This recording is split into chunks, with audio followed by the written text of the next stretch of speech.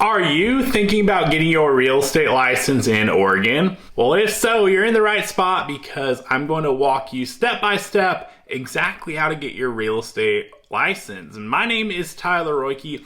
I help people build better careers in real estate. And what better way to get started in real estate than to get a real estate license so that you can help people buy, sell, and invest in real estate.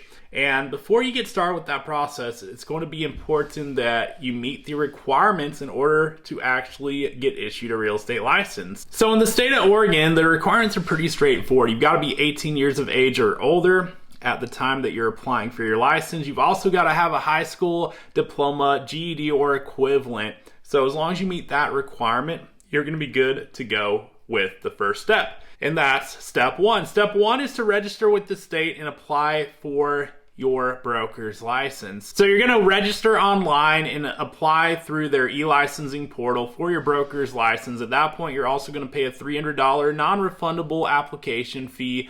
And when your application is processed, you will receive an applicant ID number via email. And once you've done that, you can move on to step two, which is to enroll in a real estate school online. So you're going to need to provide your applicant ID number here, as well as the full name of the school that you're going to be taking your coursework at, which the requirement's 150 hours of state-approved pre-licensing education. And if you need a place to get started with that, I'm going to go ahead and include a link to a course provider in a pinned comment below. So if you need that, feel free to make use of that. But once you've completed that 150 hours of state-approved coursework, you'll be able to move on to step three, which is to schedule and pass your licensing exam. So the exam is a total of 130 questions consisting of the state portion, which is 50 of those, and the national portion, which is 80 of those. So we got 130 questions to answer in a total of a little over 3 hours, 3 hours, 15 minutes thereabouts between both portions you're allotted. And to pass, you're going to need to correctly answer at least 75% of the questions correctly. And you're going to pay an exam fee to register of $75. And once you've taken and passed that exam, you can move on to the next step, which is step four, complete your fingerprinting and background check. So the background check process will begin when you create your license application in the e-licensing system. And when you pass your exam, your fingerprints will be taken at the PSI testing center after the exam.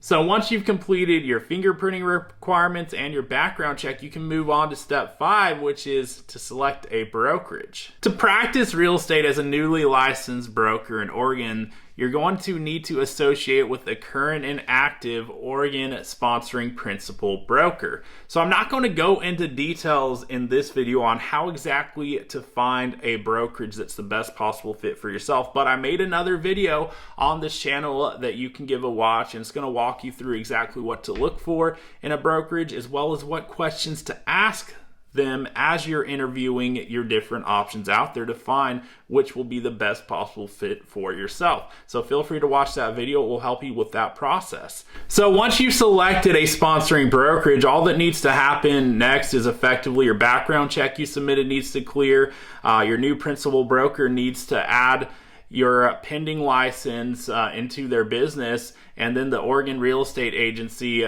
needs to complete the final review of your application. And once those things have happened, you'll effectively receive your license. And once it's active affiliated with that brokerage, you can effectively get to work and start taking on clients and helping them through the process. But we're not quite done yet, because there is one more step, and it's step six, which is your CE, continuing education. It's important not to forget the requirement for Oregon is that there's 30 hours due every 2 years by the last day of your birth month. So effectively, make sure that you're meeting those CE requirements exactly how they've laid them out, and do that ahead of time so that you're not worried about last minute, because the last thing you want to have happen after you go through everything it took to get your license is to have it lapse because you forgot to do your CE. So make sure you're doing that requirement every 2 years, and make sure it's coursework that fulfills that requirement.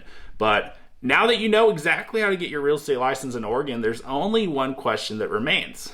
Are you going to get after it? If so, hit that subscribe button so that I may continue to share more tips with you on your real estate journey ahead. And if you haven't done so already, be sure to check out the pinned comment below where I'll provide some more links and resources to help you through the steps of this process so that you can get your real estate license and get up and running with your business. And if you got value out of the video, you already know what to do.